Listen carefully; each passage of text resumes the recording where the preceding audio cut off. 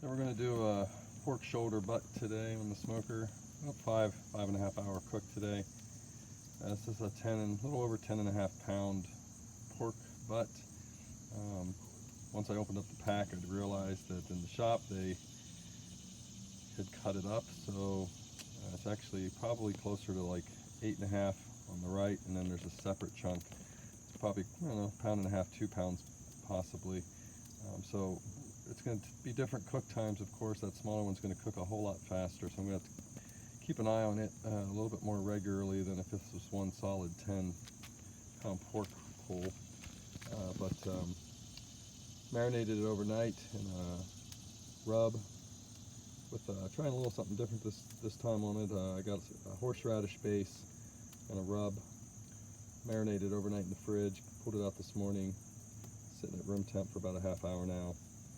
Moved it outside, get ready to get it on the smoker here, put another fresh rub, powder coat on it, and we'll get it on the smoker. Probably about 3 hours, about 275. That's what I'm looking to do today. Green egg. I got the fire in there started. Once we get it up to 275, I'll probably temp it about 190. Then I'm going to wrap it, finish the cookout probably for another 2 hours to get it soft enough to pull, and we'll do some pulled pork with this. We'll check back later throughout the day. Alright, so the fire underneath, the fire source was good, so I added just a fresh batch of unburned coal on top. Get that going. Just want to make sure I don't run out. I normally only add about 2 or 3 full-size blocks, probably like 2x2 of my wood source, but I'm running low, so I want to use up my scraps that I have. So I put a couple pieces of hickory and a couple pieces of cherry in there today to do this pork pull on it. And I threw 2 red onions on top just to give a little extra flavor. It won't add a whole lot to the pork, but it makes it smell good when it's cooking. I kind of like that. So we'll give it a couple minutes here. I'm going to put my direct plate on, burning plate on, my grill grate back on, let it get up to temp, and then once we get that nice smoke going where it's just that sweet spot smoke, go ahead and add our meat into the smoker. But it's pretty windy here today, so I'm hoping I can control the temps pretty good. Big Green Egg's pretty good about that, but when it's really windy and gusty, it'll wreak havoc on the temps as well, so we'll probably have to keep a little bit of a closer eye on our fire. Alright, so we're right about where we want it to be, 275. You can see, or maybe you can't see, but it's a real nice powder blue. It smells great, the smoke. That's where you want it. You don't want that nice big white plumage smoke when you put your meat on.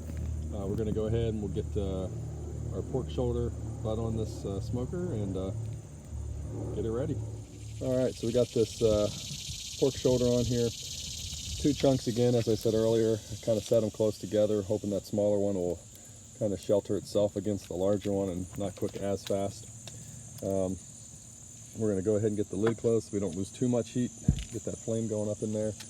It'll start to climb back up and stabilize about the 275 mark. And then we'll check this pork loin probably about the 2.5 hour mark. Just give it a spritz with some moisturizing agent just to keep the bark going good. And once we get a nice red color to the outside, not the rub itself, but the actual smoke, that's probably about the 995 degree mark most likely. We'll go ahead and wrap them, get them triple wrapped in some foil, slap back on the smoker so it holds that moisture and gets that pork good and tender so we can do a good pulled pork. Not sure if you can see the smoke, but this is really what the smoke you're looking for. It's got a nice kind of a light white bluish color to it. It smells amazing.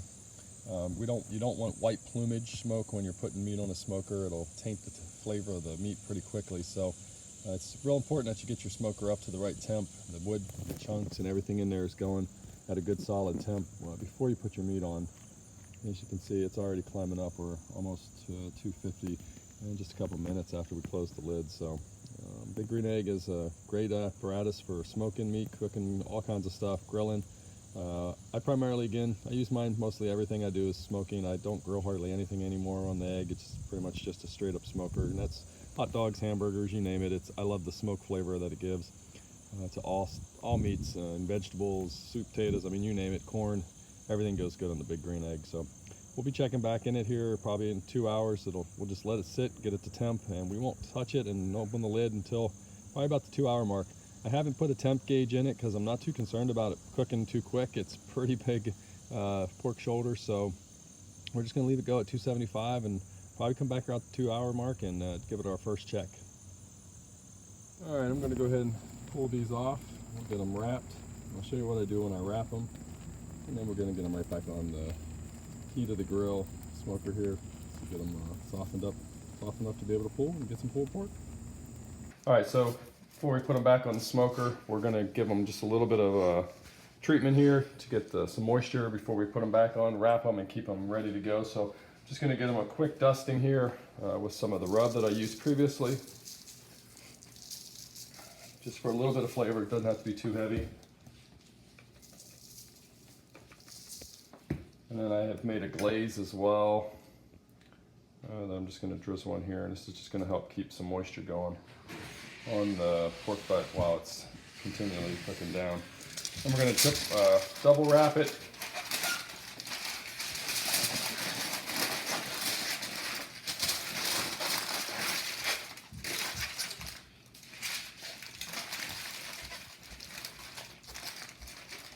Move this one too far away here.